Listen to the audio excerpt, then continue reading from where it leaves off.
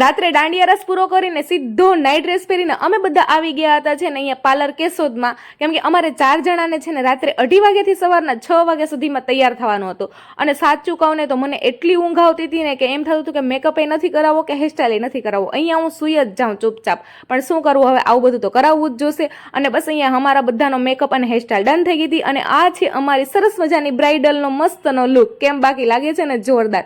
અને આ છે મારો ફાઇનલ લુક, એકદમ મસ્ત અને હેરસ્ટાઈલ. બટ આ છે ને મેં મારા મોબાઈલમાં શૂટ નથી કર્યું, બીજાના મોબાઈલમાં શૂટ કરેલું છે. અને એમણે છે ને ભાઈ ફિલ્ટરનો યુઝ કરેલો છે. બટ કંઈ નહીં, આવું બધું તો ચાલ્યા કરે. અને પછી અમે છે ને સવારના 7 વાગ્યામાં આવી ગયા હતા કેશોદના એક સરસ મજાના રિઝોર્ટમાં, કેમ કે અહીંયા આપણું કપલ ફોટોશૂટ થવાનું હતું ભાઈ.